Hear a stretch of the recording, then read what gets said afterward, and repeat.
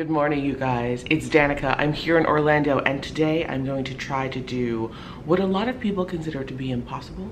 I'm gonna try to go to a theme park here in Orlando. I'm gonna try to go to Universal without a backpack, without a day pack. I read a lot of things about Universal, about how you can't take backpacks and things like that on rides, and I'm pretty easily deterred from like effort, and so I feel like if I took a backpack with me and had to check it in for every single ride, it would be like another thing to prevent me from like making the most of my day, especially since I'm traveling by myself and I don't have someone to like watch my bag or whatever. So I'm gonna try to go to Orlando today with just a belt bag. A few videos ago, I think I did a video about what fits into my Gucci belt bag. Now, yes, I'm taking a Gucci belt bag to Universal Orlando because I don't have another belt bag, and I actually bought this one expressly for the purpose of travel. So this is the perfect opportunity to use it. Plus, what's amazing about the Gucci canvas is that it's coated in plastic, so it's pretty like water resistant. I mean, I can't speak for the leather part, but to be honest, like this is exactly why I bought this belt bag, so I could use it instead of schlepping a bag around. I also found that yesterday when I did bring my backpack to Disney, I mostly brought a backpack yesterday so I could put a raincoat inside, and it didn't really rain yesterday. It rained like a tiny bit, like it sprinkled, but I can do that. Like people put on ponchos and stuff, but I was born in England and I spent like 9 years there. It rains like every day there. And in New York, the weather is also pretty unpredictable. So I can put up with a little bit of rain as long as it's not like a big downpour.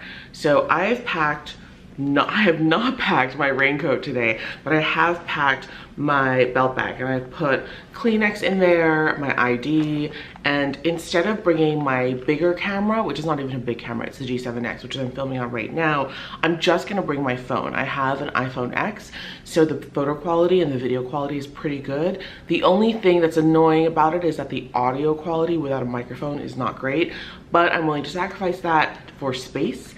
And I'm bringing my giant Anchor battery pack, which I think like this is the most important thing to have when you're going to a theme park all day and like relying on your phone, especially now you need apps and stuff to get around the park, and like everything is on your phone. Like yesterday, I don't think I took out my wallet one time because I was just using Apple Pay everywhere. And yeah, it was like so convenient. I feel like I almost want to write a story about how I went on vacation with just my iPhone. It's been amazing. I feel like Apple Pay has been like the best thing ever. I also obviously have like a couple of bucks in here, and then like my hotel room key. Luckily at Universal, you can charge a bunch of your stuff to your hotel room because I'm staying at a Universal property. So yeah, like it makes it super convenient. I wish that they had like a magic band thing like they do at Disney. I was like so jealous of everyone yesterday at Disney who was staying at a Disney resort and had a magic band and could just like tap their wrist everywhere to do stuff and pay for stuff, but it was so easy with Apple Pay, so it was like totally fine. Anyway, that's what I'm gonna try to do today. I'm gonna spend the rest of the day filming on my iPhone, so I apologize in advance if the audio quality is not great, but yeah, I feel like I'll test it tonight. I'll like see what the footage looks like, and then if it's really terrible, then maybe I'll just have to carry my camera tomorrow. I still have a couple of days left here. Anyway, I'm so excited. I'm gonna get my tickets. I'm super pumped to get into Harry Potter world, and yeah, let's go.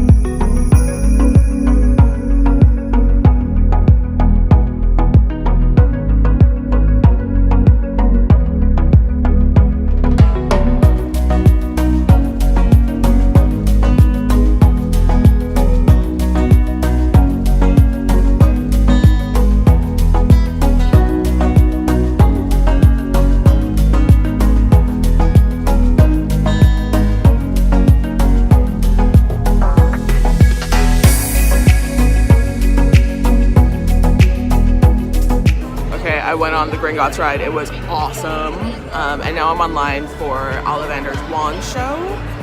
Take a look. It's so cool here.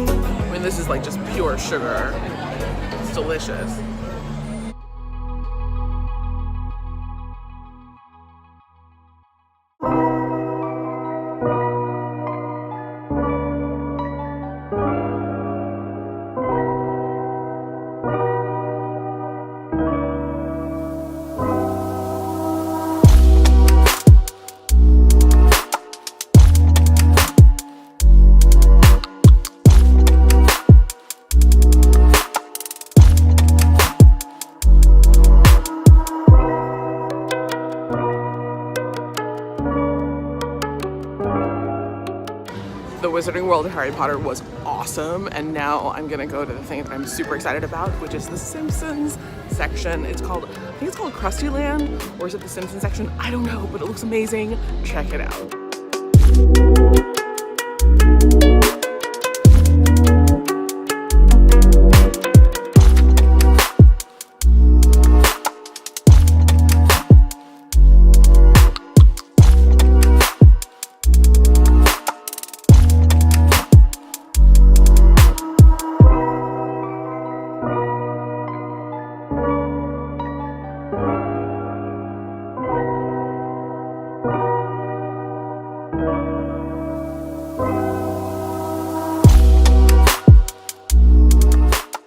Okay, I'm so excited to go to Quickie Mart. So excited.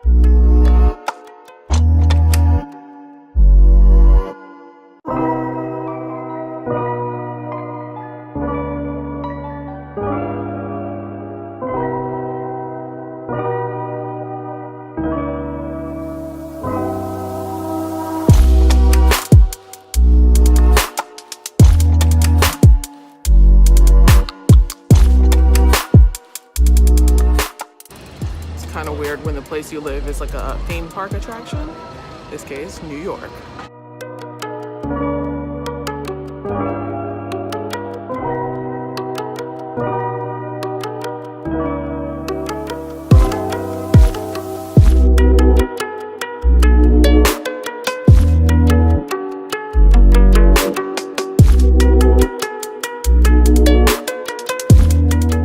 Okay, I've been able to go on like the Transformers ride and the Mummy ride and now the Fast and Furious ride with like 0 wait time because I'm a single rider. It's amazing. Like I literally just walk in and go on the ride. It's incredible. Look, there's like no one on the single rider line. It's just me. No one behind me, no one in front of me, nobody, just me. Single rider is the way to go. You should go to theme parks by yourself, like me, a loser.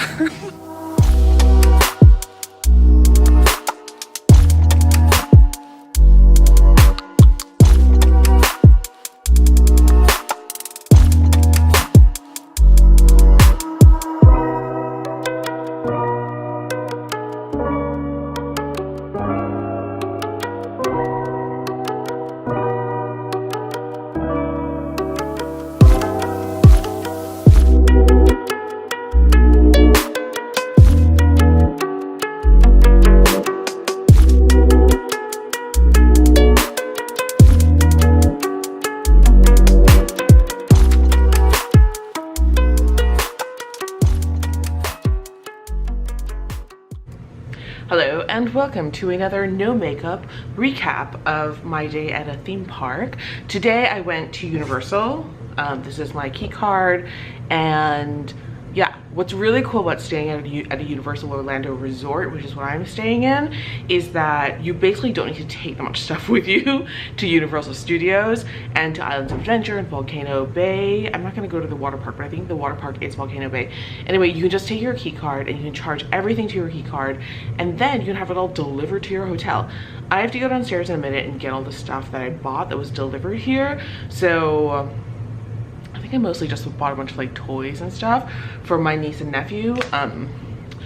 But I have to say that I am obsessed with Universal Studios. I love it so much. I guess it opened in 1990. So when I came to Disney World the last time, when I was a kid, this wasn't even open. Like, Universal Studios didn't open in Florida until 1990. It opened in California like before that, but when I was a kid, like, this wasn't here. And so that explains why I didn't come here, because it wasn't here. So this morning I went for the early admission at the London side, so at the Diagon Alley part of the Wizarding World of Harry Potter. To say that it was like mind-blowing is like an understatement. Like, nothing can really be, you can like, I watched every YouTube video, I like read every blog, I googled everything.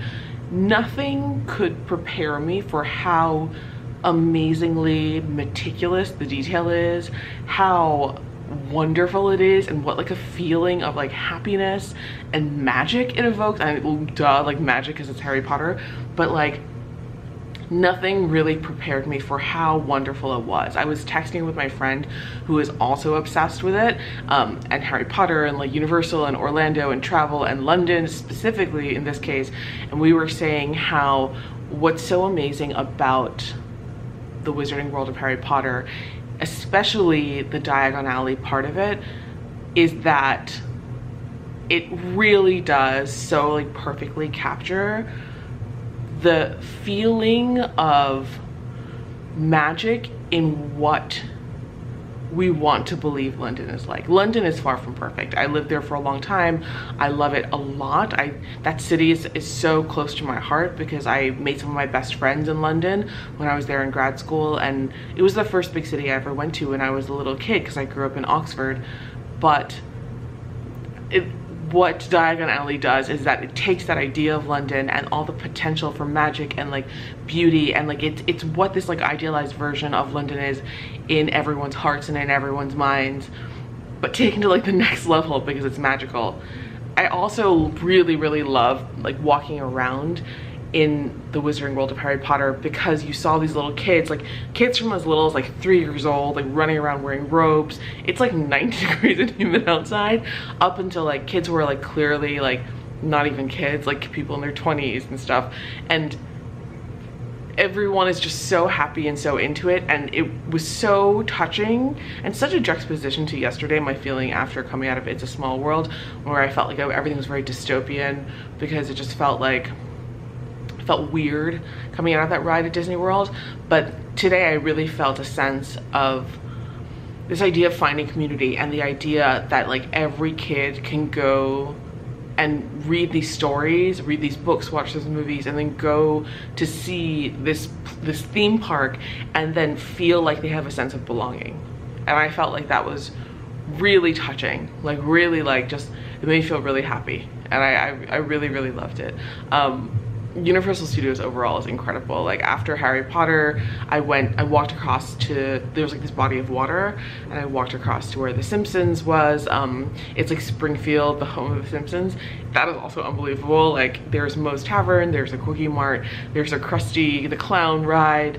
And I mean, the whole Universal Studios theme park is incredible. One of the biggest tips I can offer you is that actually going to theme parks by yourself is a really good idea, because you can just go in the single rider line for all the hottest rides, and you literally, I had like 0 wait time in some of the hottest rides where people were lining up for like 45 minutes. I just walked through and literally just got on a ride because I was by myself, so I always used as like a fill-in. That was huge.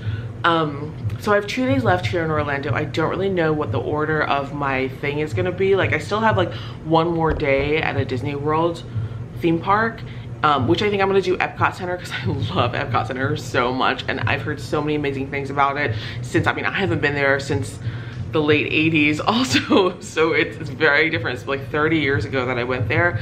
And I have, I guess, an extra day.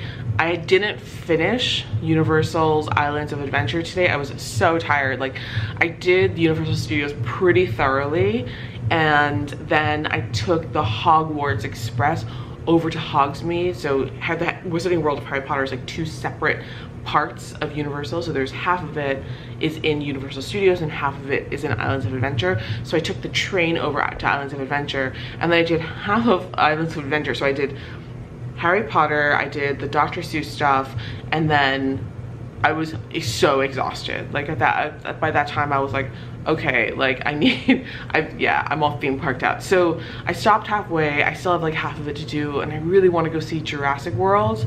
I don't know if it's called Jurassic World, Jurassic Park, or Jurassic World. That's like the last part, like the top part of Islands of Adventure. But I don't know if I want to go back tomorrow or if I should do Epcot tomorrow. I don't know. I guess we'll play it by ear.